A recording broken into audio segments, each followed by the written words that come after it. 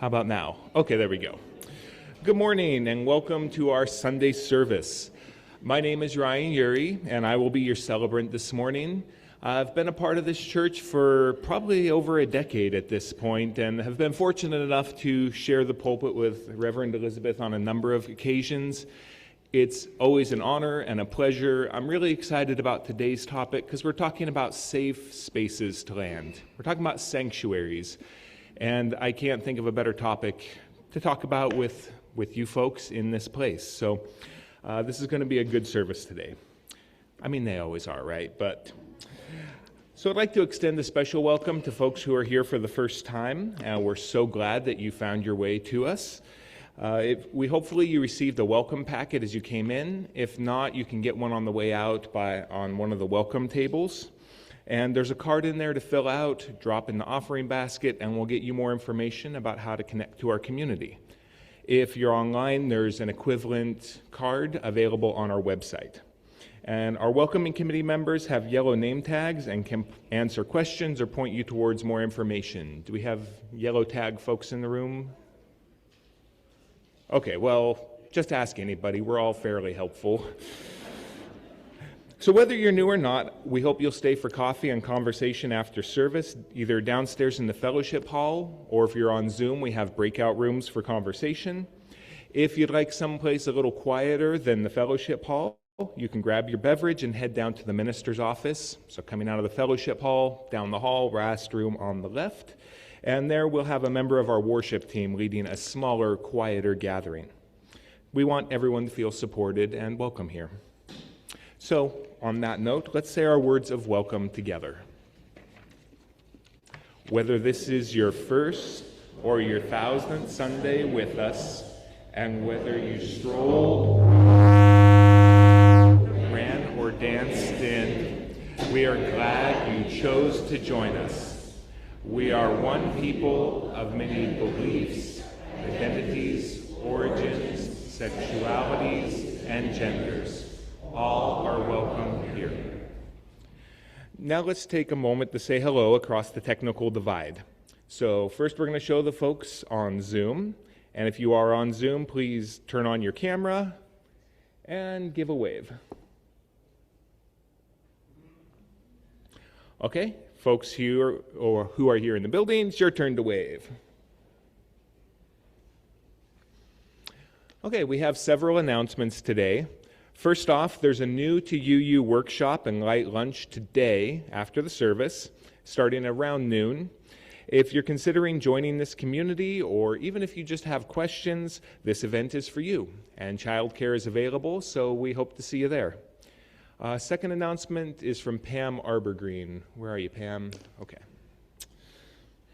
And this is about the glass window collage that Pam's been working on with our youth and how that project's going.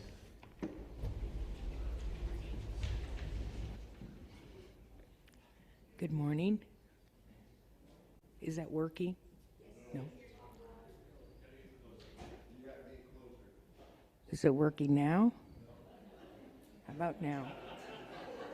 Take it down. There we go.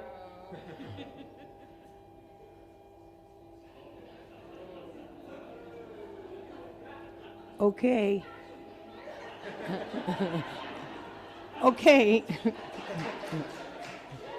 to talk over the top of it, Pam? Like this? No. No?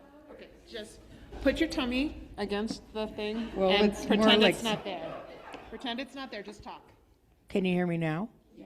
Yay! I'm Pam Arbergreen. I've been a member of the church for a couple decades. I signed the book about when my son was 3. He's now 29. So I've been around, and I'm one of many artists in residence for this church. And you can see all the creative handiwork in so many ways. And my chosen way is to work with broken pieces of glass. And I have been, since Ryan let me know that there's 2 big windows left over, taken out of the old part of our building. We're going to reuse them, and the youths are building glass collage windows with them, which will then become part of our decoration permanently in the church. I need more youth or working, anybody over 4th grade and older. And it's for today, it'll be from noon to 2 up in the education room. So if you know one of those people, come on in. We'd love to have you join us. Thank you. Do you also welcome the young at heart? Yes, and including Cooper right there. He's been working several times with me. Young at heart man right there. So it's, if you want to just hang out for a couple hours and glue glass, that's fine with me. I'll tell you how to do it. I've got all the materials.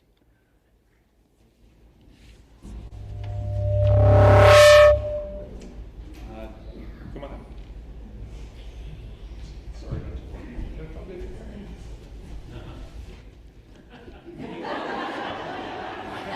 Anything for a laugh, right? Just a quick announcement. We're doing the Buildings and Grounds Committee is doing a spring cleanup. We're doing it sort of asynchronously. You just sign up on a sign-up sheet and then come in when you want to do on the task. Look at Summer's last Friday email. It's been in the last couple of Fridays. There's a bunch of tasks still free, and we need your help. And next Saturday is the outdoor cleanup, where we'll rake and really clean up everything outside. So if you could sign up for that, that would be great. Thank you.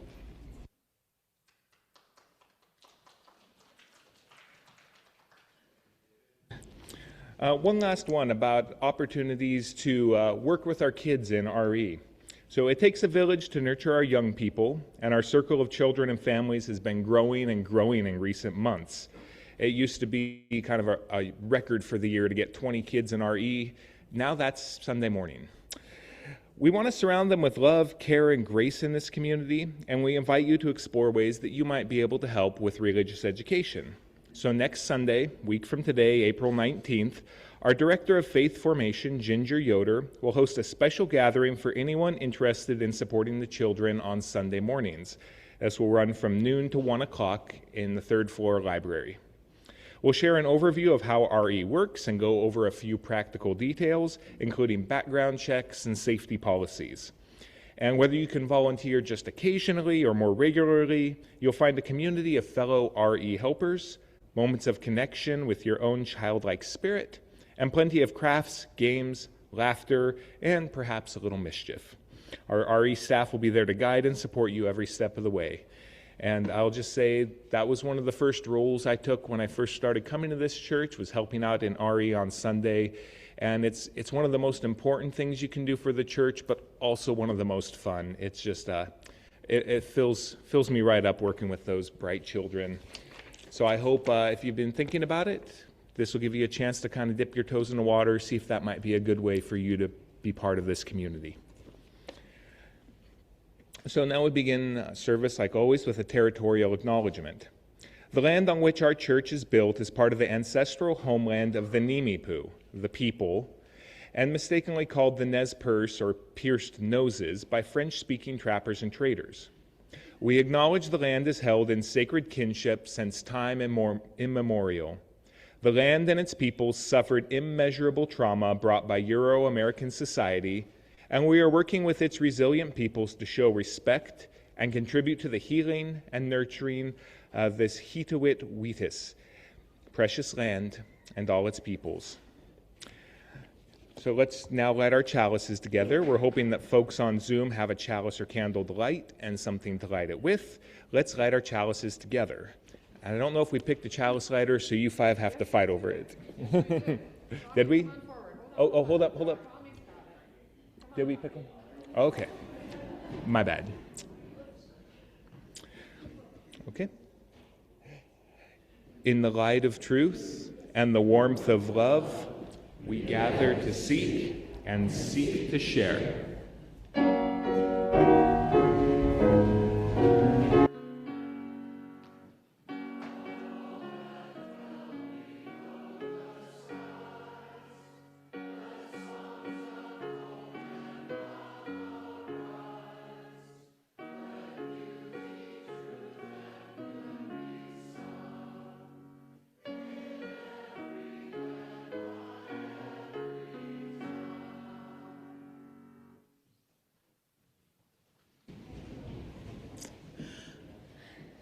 Good morning, everyone.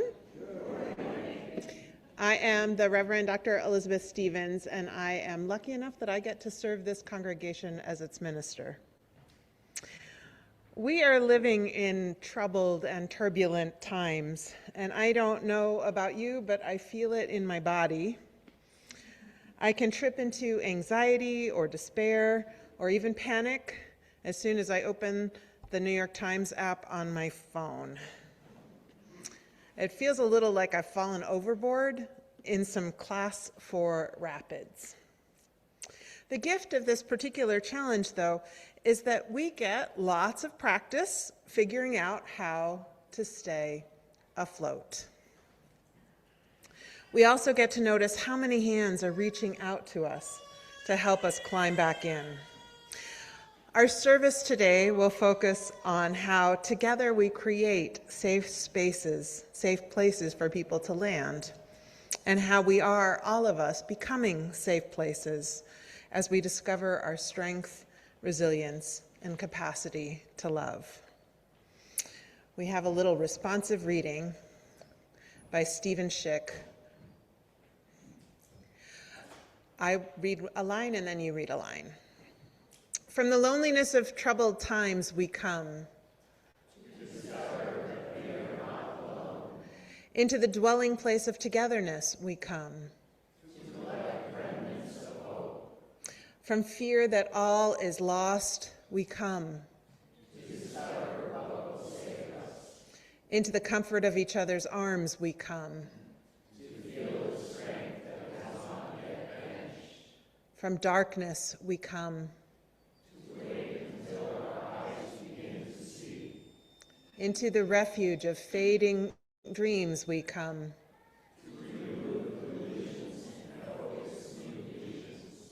From despair that walks alone, we come together. Into the dwelling place of generations we come.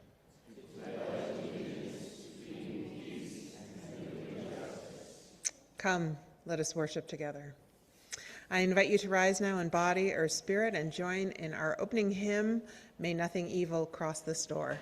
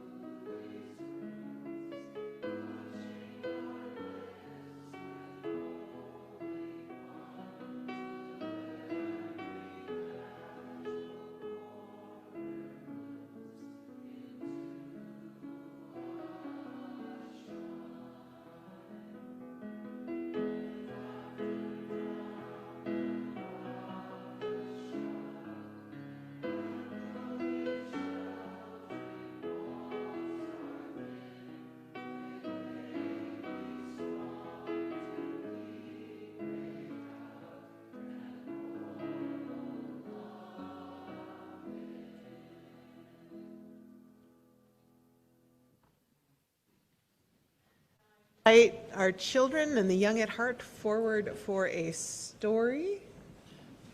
If you brought non-perishable goods for our little free pantry, bring them with you when you come.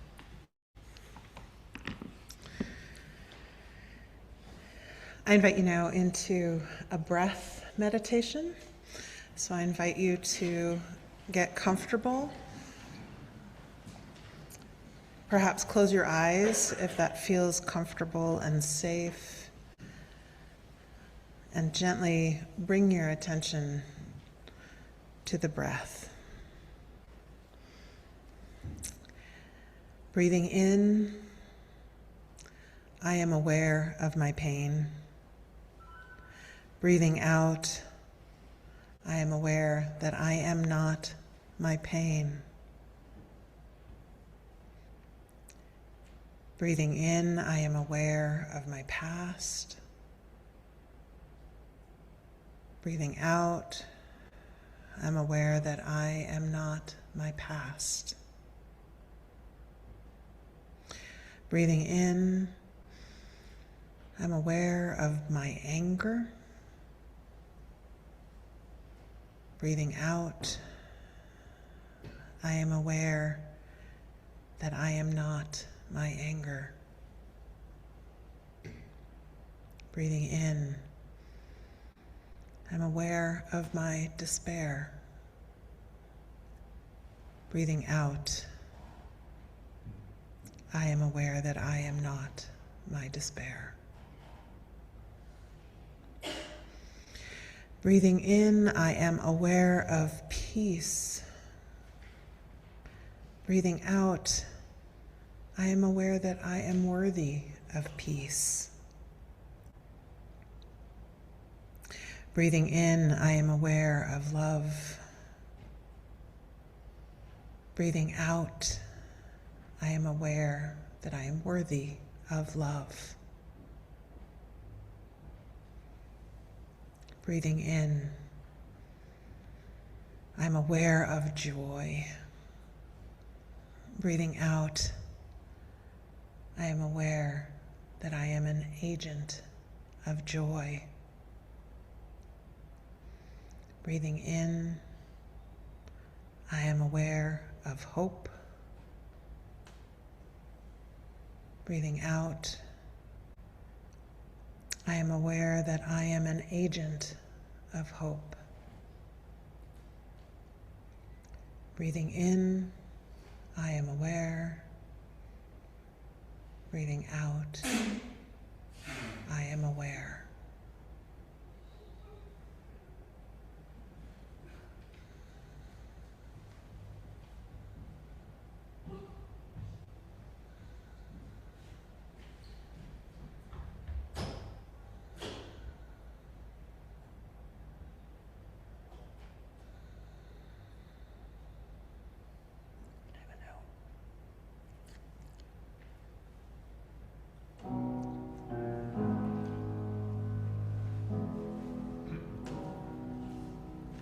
Breathe in, breathe out. Breathe in, breathe out. When I breathe in, I'll breathe in peace. When I breathe out, I'll breathe out love. When I breathe in, I'll breathe in peace. When I breathe out, I'll breathe out love. When I breathe in, I'll breathe in peace. When I breathe out, I'll breathe out love. When I breathe in, I'll breathe in peace. When I breathe out, I'll breathe out love. When I breathe in, I'll breathe in peace. When I breathe out, I'll breathe out love. Breathe in, breathe out. Breathe in, breathe out. Breathe in, breathe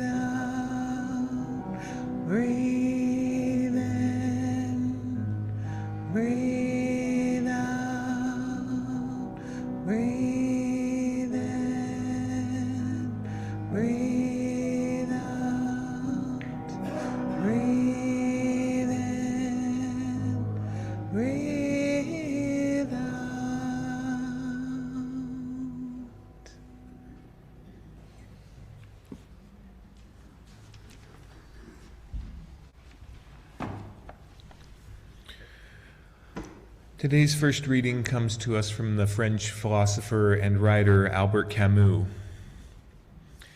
In the midst of hate, I found there was within me an invincible love.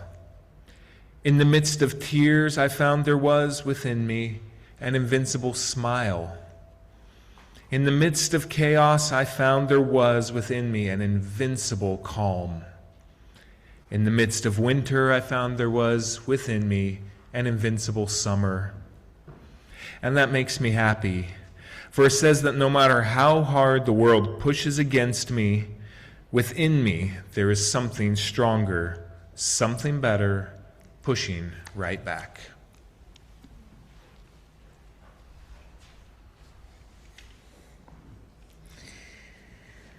Our second reading is from a nylon profile on Sarah Bareilles, written by Alison Stubblebean, and it's more in the lines of an introduction to the real reading, which is a song that we're about to play for you.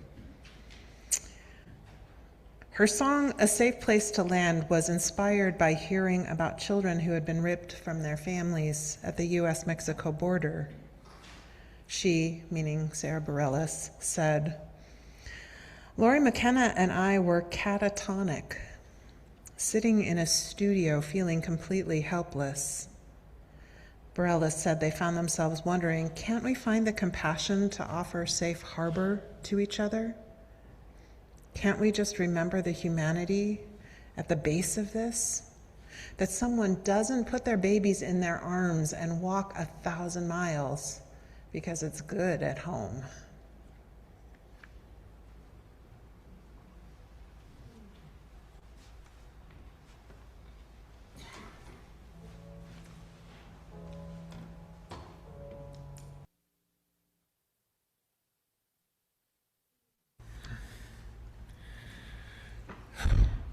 It's not fair to play a tearjerker like that right before I have to talk.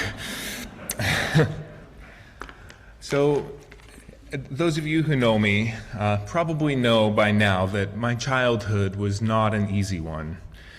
Over the course of just a few years, my only brother died in an accident, my childhood home burned down, my family kind of fell apart, and a whole lot more. No need to go into it, but let's just say very turbulent times. Not to brag, but 2025, with all its awfulness, did not crack my top 10 list of worst years. So, as a youth, with my world all in chaos, I naturally went in search of stability wherever I could find it. The first safe space that I tried was achievement. I racked up every academic accolade I could get my hands on, and it felt really good. It got me the adult attention I so desperately needed, the respect of my peers. Even if it was only on the surface, it still felt good, and it gave some structure and some direction to my life. Unfortunately, all of those pins and trophies I racked up, well, they did a really good job of hiding the broken-hearted child that was behind them. So the next safe space I tried was controlling my environment. I spent my free time as a teenager cleaning the garage without being asked, getting my parents' boxes of old photos all sorted and put into albums, and hand-rolling hundreds of pounds of pennies that they'd collected over the years. So like all compulsive behaviors, this too felt good for a time. I was bringing stability where there had been chaos, but I always needed some new chaos to tame to get my fix. This naturally led to trying to exert control over my inner life as well, and organizing it just so. I became pretty obsessive about self-help books for a time. I already did an entire homily on that topic, so I won't belabor the point, but let's just say this was also a dead end. Next, I built myself a bunker of sorts. I converted one of the downstairs rooms in our house into a library, and I lined every single inch of every wall with old, thick tomes. And I hid in those books every chance I got. And I'll say this is one safe space that I would actually probably still vouch for. I also embraced escapism in the form of video games, which ate up a tragically large portion of my youth. Now, some people wonder how young people get so hooked on video games. Personally, I'm surprised any of them manage not to. They're the perfect drug. Now, if you've read that book, Flow, that talks about these peak experiences marked by clear goals and immediate feedback, a sense of mastery, progress, any of these lists about what creates a flow experience, read that and you'll see that video games are custom designed to provide that on demand. But, like all addictions, they're also only a temporary escape. I also attempted to find security and stability in religion. I was surrounded by devout Christians who assured me that all I had to do was give it up to God, trust Jesus, everything would be fine. And there's no denying that faith really can be a powerful source of stability in a chaotic world. I'm not faulting them or their good intentions. Unfortunately, or perhaps fortunately, all those books I was escaping into had given me a very robust skepticism. And of course, I was more than a little resistant to the idea of this loving God who seemed to love everyone but me.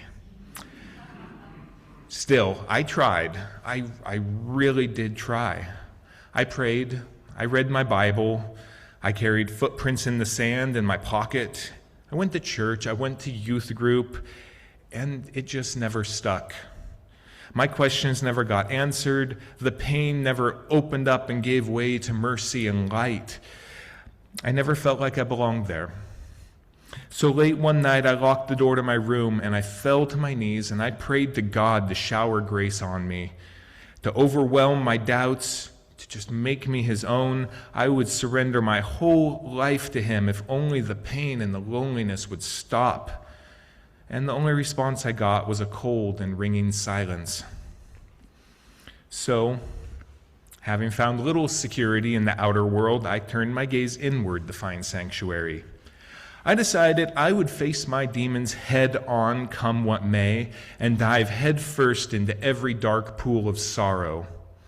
I wrote at the time, "If life must hurt and the world be unacceptable, then let me embrace it with the intensity of tragedy and not the quiet despair of inevitability." If life was going to hurt, it was going to hurt on my terms. And here, somewhat surprisingly, I actually did find a source of strength and security that could sustain me. Not in that sense of brash defiance, but in an unbreakable courage, a defiant hope, something I later recognized when I found that reading from Camus as my invincible summer. And this inner refuge did sustain me through many turbulent times. It sustains me still when I'm sharing painful truths or leading protests or bearing witness to the world's brokenness. But it was never, and it never could be, enough. It was secure in the way a tomb is secure, impervious, but incapable of supporting life. True sanctuary, I learned in time, is a place of meaning, healing, and growth. It's a place of connection and change, a place where life can thrive, a place with other people.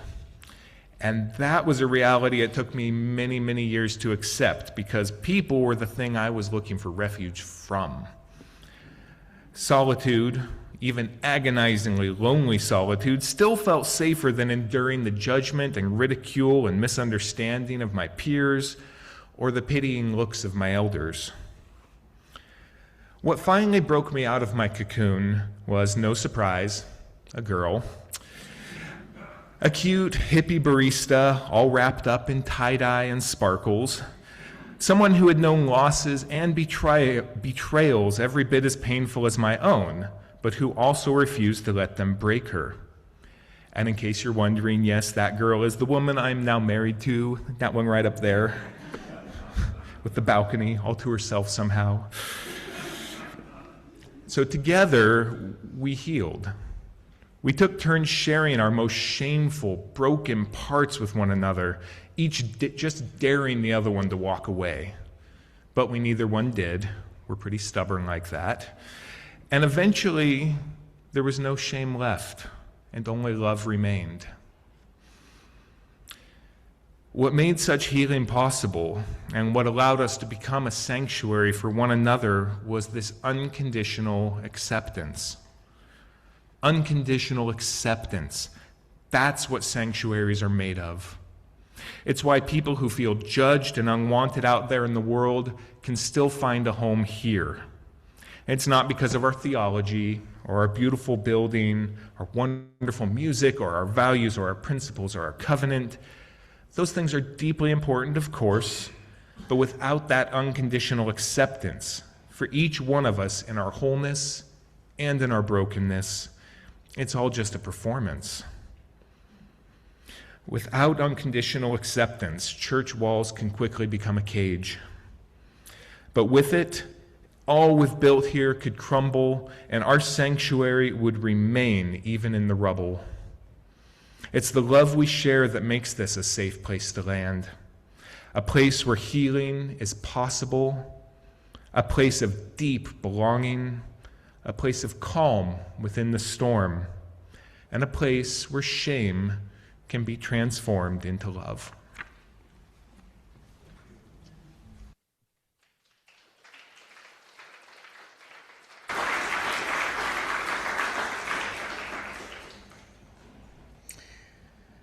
We're asking you to hold two questions today. The first is, what keeps you afloat in turbulent times? So to expand on the metaphor that I introduced in the opening words, imagine that you're the one who's fallen overboard into the river. Presumably you're wearing a flotation device, because we're all responsible people. What makes up your life jacket? What are the practices that help you stay regulated? For me, it's meditation and yoga, time in nature, Epsom salt soaks. What else? What do people use to stay afloat? Holding your cat. Knitting. Music. Long walks. Video games.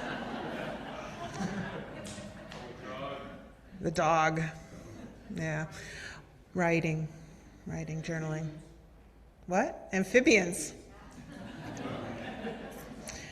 What are the experiences that give you joy? For me, it's beauty, both natural beauty and art and people. People are beautiful. Music, laughter, good food, a good book. I actually get a lot of joy from a clean house. I don't like cleaning it, but I like it when it's clean. What else? What are your sources of joy? Nature. Gardening, friends. What? Good chocolate. All right. And then I think as I'm thinking about that life jacket, I also think about the choices we make that return us to hope if despair starts to creep in, right? So for me, when I'm starting to feel weighed down, I have to do things like monitoring media consumption. I focus on finding one small, concrete thing to do that's helpful.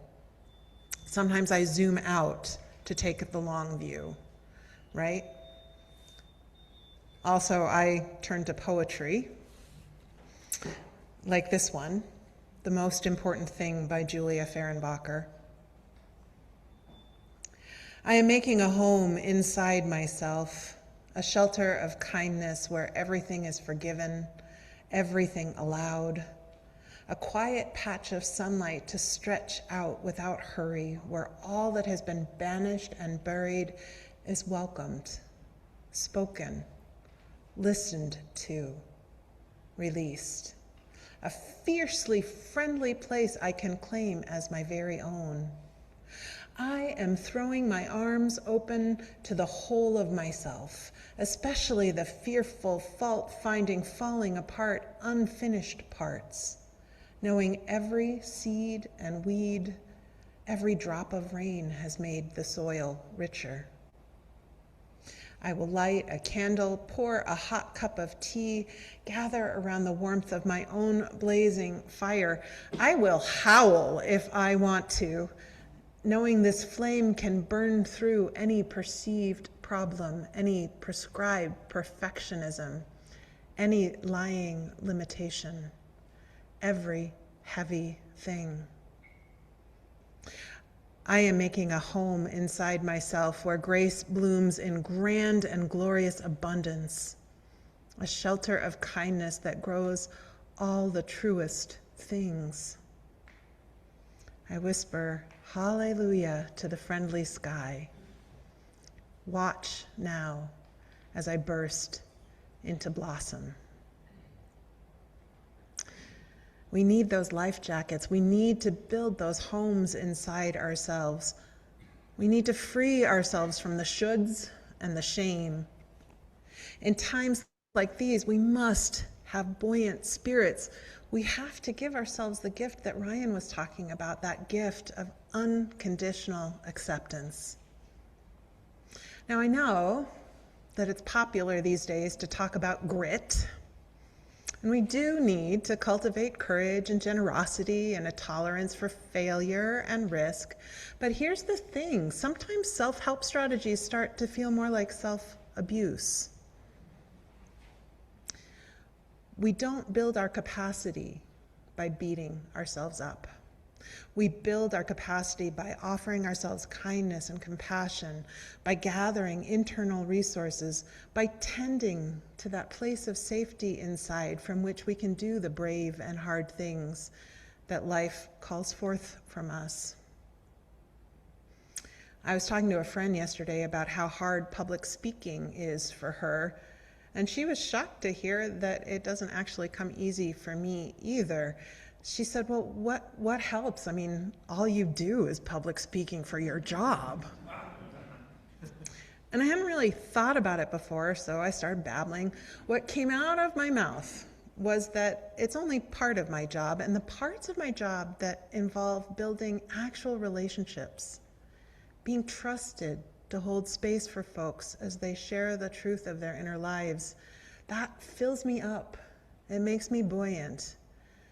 And the process of reflecting and thinking and reading and writing, that lifts me up too. So then when it's time to step up to this pulpit and look out at all your beautiful faces and share the truth of my inner life, it feels natural and right and not too hard. I can be brave. I can be buoyant because it's not about me, and it never was.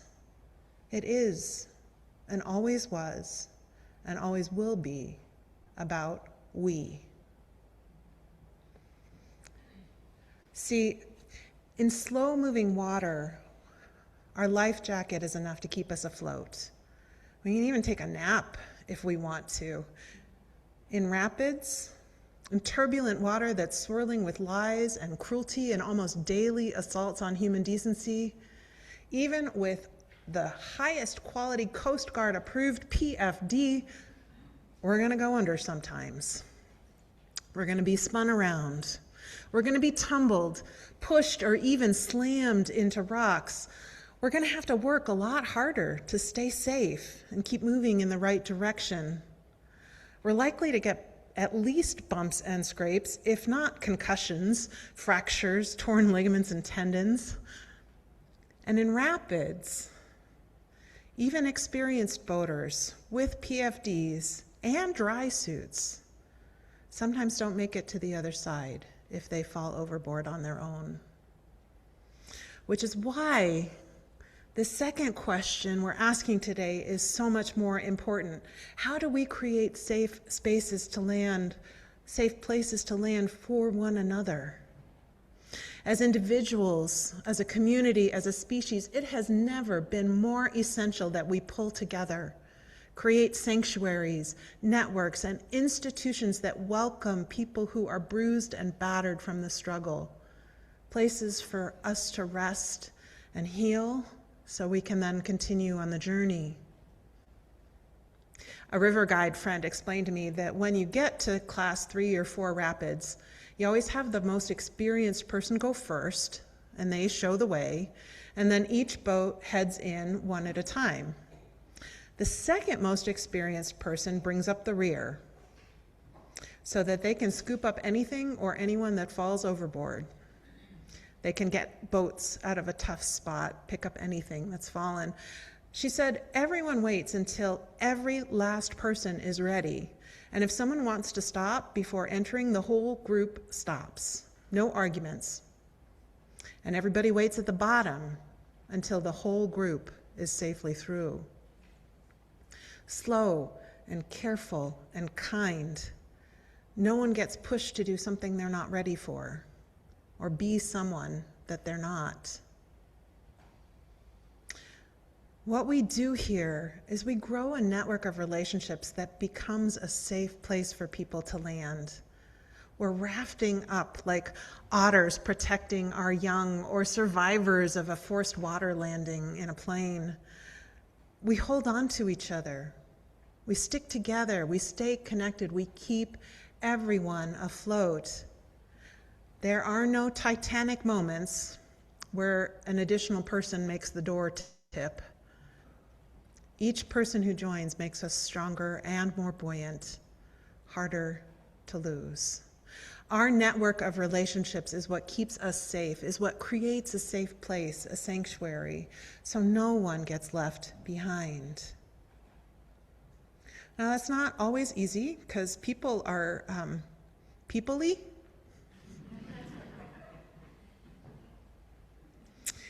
I actually find that other people's imperfections are easier to accept than my own.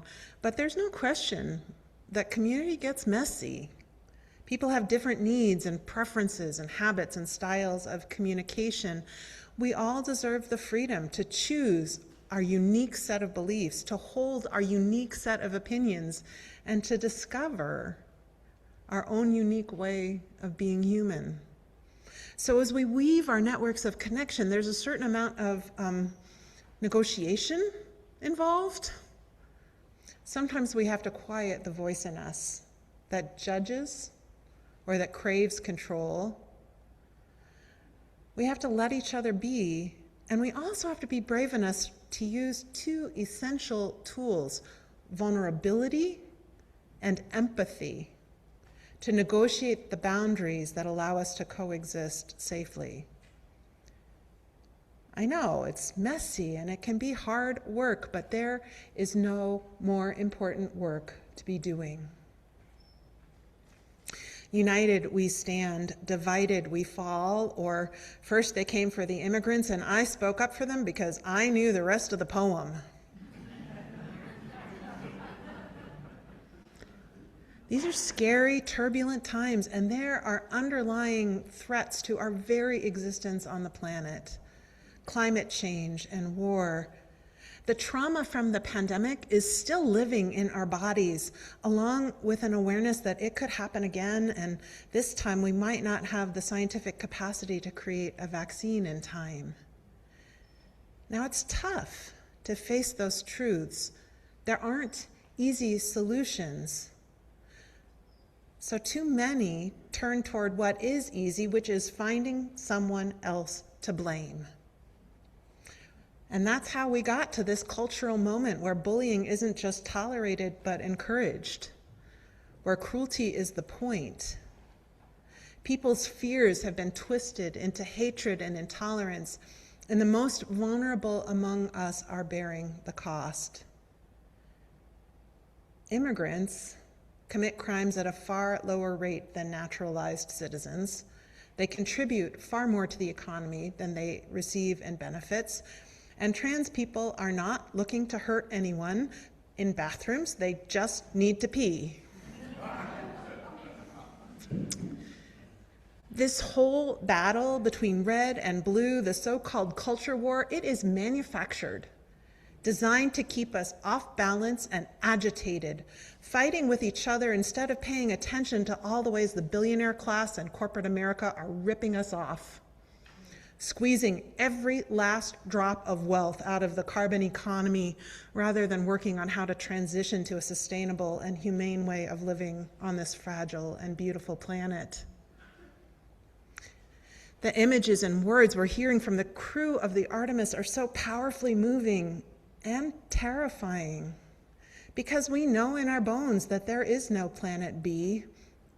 Ultimately, the only safe place we have access to in the vastness of space is this, our blue boat home.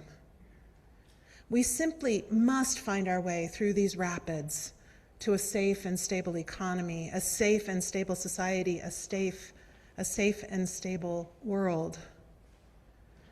The artificial divisions that pit us against one another are our greatest weakness. If we allow categories of people to be carted off, whether they're kidnapped by ICE or arrested for using the bathroom, our raft, our safe place, gets smaller and more vulnerable. Nor can we afford to prioritize loyalty to tribe or ideological purity. We can hold people accountable for their harmful behavior while still respecting their inherent worth. We can find points of connection even with people whose perspective is different than our own. We're not going to build a big enough raft if we only allow perfect people in perfect alignment to take part. Makes a pretty small raft. This is a time to be gathering people in, expanding our network.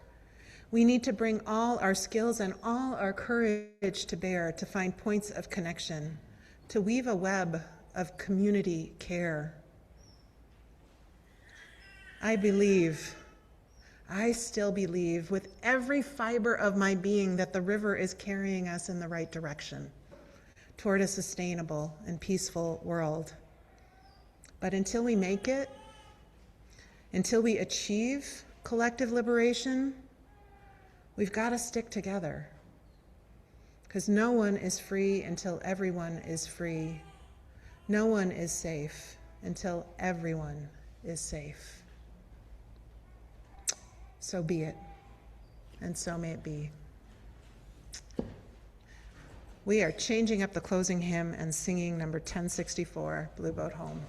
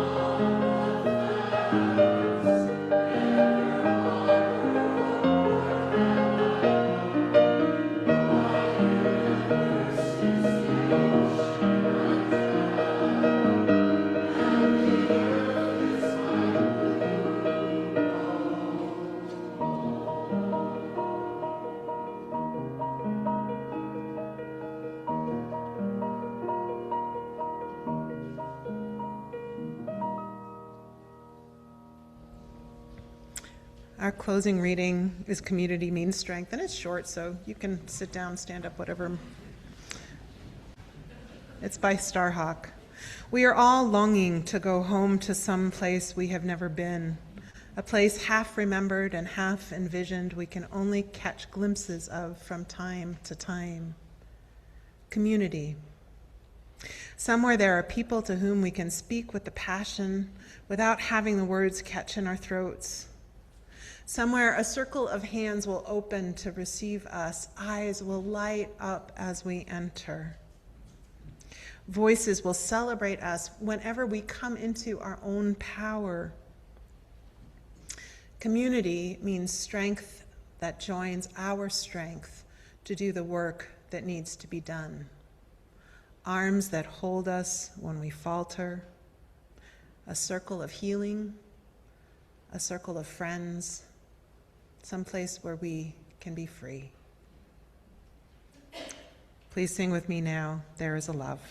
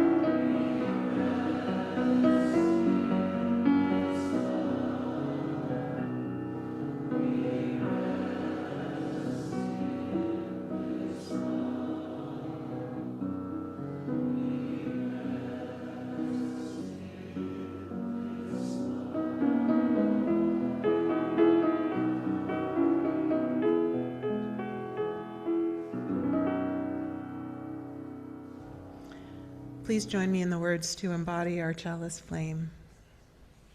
We extinguish this chalice that it might glow gently in our hearts.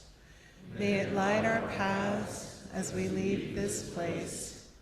May it guide our way until we are together again. If we, metaphorically or literally, link arms, nothing is going to take us down. Hang on to each other. Keep the faith. Let love buoy you up.